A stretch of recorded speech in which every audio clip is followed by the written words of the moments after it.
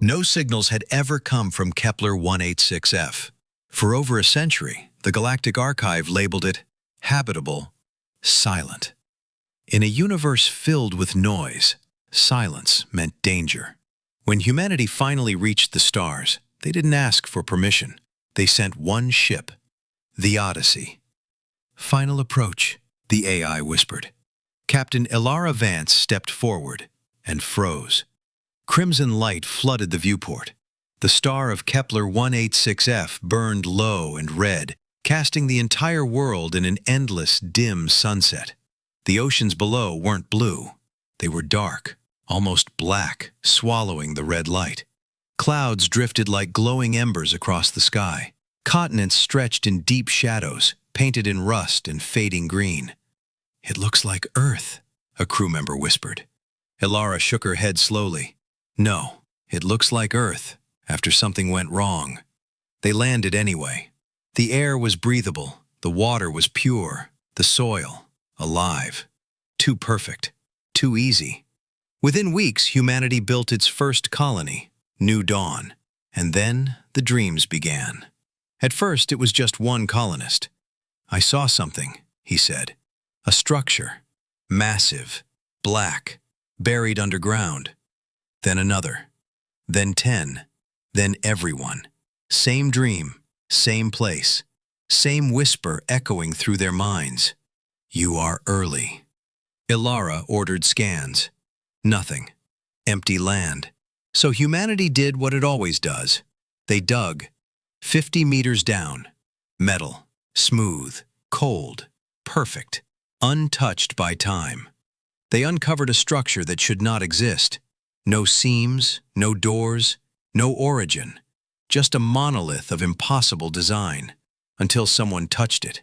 The moment human skin met its surface, the world changed. The structure ignited with deep blue light. The red sky flickered. The ground trembled. And every human heard it. "You are not the ones we expected." Panic spread. Ships powered on. Weapons charged. Ilara stepped forward. "We are humanity," she said. "We came in peace." Silence. Then, "Humanity, you are not recorded." The structure opened, not outward, but inward. Space folding into itself, revealing something far larger within. And inside, it waited, a being of shifting light and shadow, unstable, watching. This world was prepared for a species that would evolve beyond fear, beyond limitation, beyond time. Ilara's voice was steady. "And we're not them." The being flickered. "No." The colony systems died instantly. Lights out, ships offline. This world must be reset. The ground shook harder. Cracks spread across the red-lit earth. Ilara stepped closer. "You're wrong." Silence. "We weren't designed," she said. "We weren't guided. We weren't perfected." Her voice rose. "We survived." The being paused. "We fought through extinction, chaos, and everything the universe threw at us." She pointed to the colony behind her. "And we still made it here." The flickering intensified.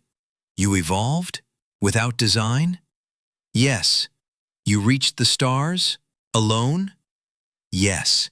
The red light of Kepler 186f dimmed, as if the planet itself was listening. Long silence. Then, "You are not perfection." Ilara clenched her fists. "You are something else." The tremors stopped. Systems flickered back to life. "You are unpredictable." The being began to dissolve into light. "That is superior." The blue glow spread outward, into the ground, into the oceans, into the sky, mixing with the red light, turning the world into something new. "This world is no longer a test." The voice softened. "It is now yours." And then it was gone. Years later, Kepler 186f became humanity's greatest achievement. Not because it was perfect, but because it wasn't meant for them. When the Galactic Council finally arrived, they expected failure. Instead, they found a thriving civilization under a red sky that once rejected them. When they asked how humans survived, Ilara gave one answer: "We weren't chosen. We proved we didn't need to be." Far beneath the surface, the structure remained, silent, but no longer waiting, watching.